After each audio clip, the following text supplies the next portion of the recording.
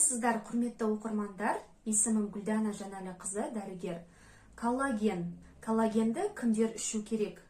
Коллагенді қалай ішеміз? Коллагенді мен 40-тан асқан әйелдерге. Армысыздар, құрметті оқырмандар. Есімім Гүлдана Жанәліқызы, дәрігер.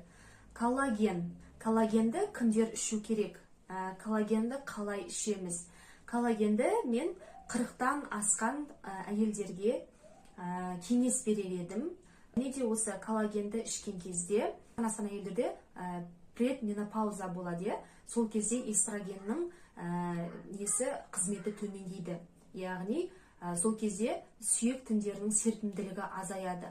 Сол үшін коллаген ішу керек. Коллагенді қай кезде организмге сіңімді болады? Коллаген бізге С витаминімен қосып ішкенде ағзаға өте сіңімді болады. Және де